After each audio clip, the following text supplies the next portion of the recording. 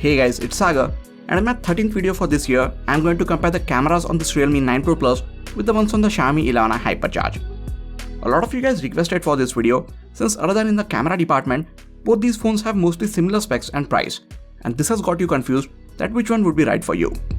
In this video, we take a look at over 150 image and video samples from both these phones combined, and that should clear any confusion that you might have in your mind regarding their cameras. If you guys saw my dedicated camera review of these two phones, you might have a pretty good idea of which direction this video is going to go in. But you should still watch this video because in some conditions, the competition is much closer than you might expect. Both these phones get a triple camera setup on their back. The Xiaomi 11i Hypercharge starts at 26,999 and comes with a 108 megapixel sensor as its primary camera, whereas Realme 9 Pro Plus starts at 24,999 and comes with a 50 megapixel sensor behind its main camera.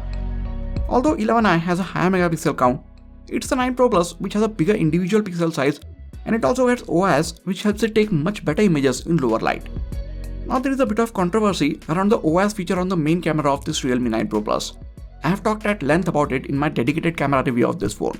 If you guys want to know more about it, you can check that video from the card which will appear at the top right corner of your screen or by clicking on the link in the description section. The short version is, OIS is working while clicking images and shooting videos. To keep this video from getting too long, we will check out the specs of other cameras as and when we get to their images. Let us start by checking their video performance. The main camera on both the phones can shoot at a maximum resolution of 4K 30fps. Xiaomi 11i doesn't get any kind of stabilization at this resolution, while the 4K videos from the Realme 9 Pro Plus gets OIS. Its videos are not as stable as some of the higher priced phones which get this feature, but they still look much better than the horribly shaky 4K videos from the Xiaomi 11i's main camera. So if you plan on shooting 4K videos with your phone, then go with the Realme 9 Pro Plus. At 1080p resolution, Realme 9 Pro Plus gets both OIS and EIS for stabilizing 30 and 60fps videos, whereas Xiaomi 11i gets electronic stabilization for 30fps and no stabilization for 60fps videos. These 1080p 30fps videos are smooth from both, but you give up on a lot of details when compared to 4K videos. Out of the two, Realme 9 Pro Plus is clearly doing a better job in terms of video stability.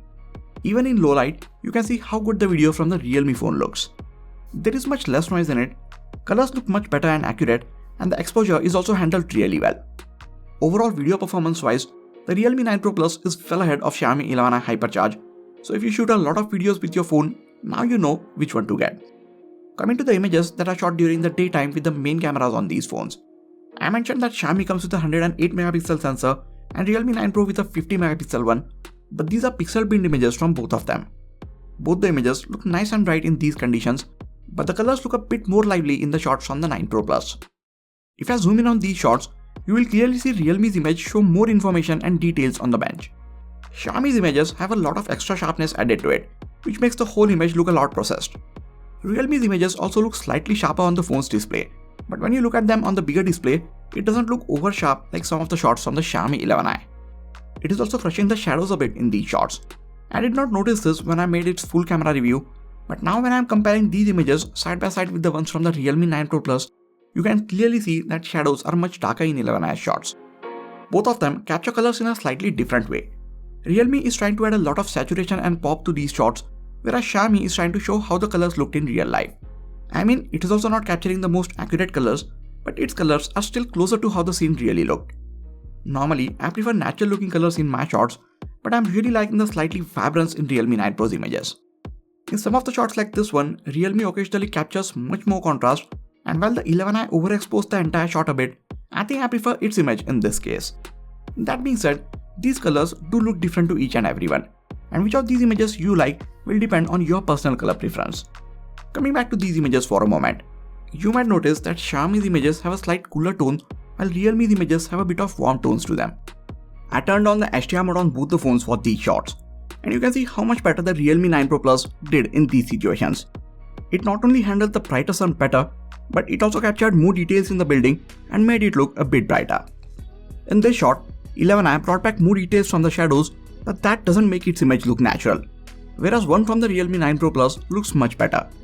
If you want overall balanced shot, then the 9 Pro Plus did better. But if you want to see details in the shadows, 11i seems to have done a better job with that. We see something similar in this shot. While Realme 9 Pro Plus did not bring too many details from the shadows and its image looks a bit darker, it is still the more balanced one out of the two. whereas the Xiaomi 11i has overdone the HDR part here. Its image isn't bad, and it also brought up more details from the shadows and preserved the sky better. But the overall image has a processed look to it, which depending on your preference you may or may not like. In this one, both did well to make the images look good, but Xiaomi captured a lot of noise in the process. For this set of images, I prefer Xiaomi's shot because it makes the image look more balanced.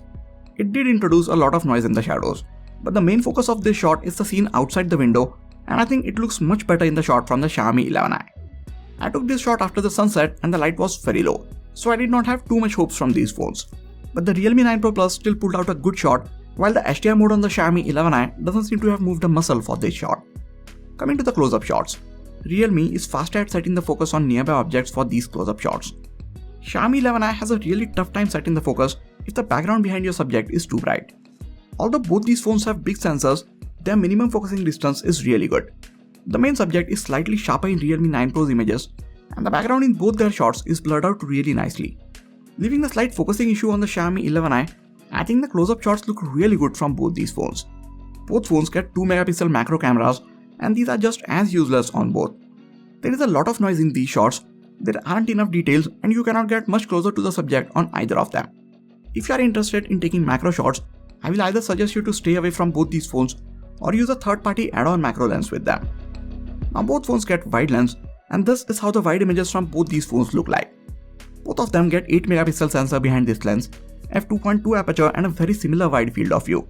So other than the slight difference in the colors and dynamic range, details are mostly same in these wide shots.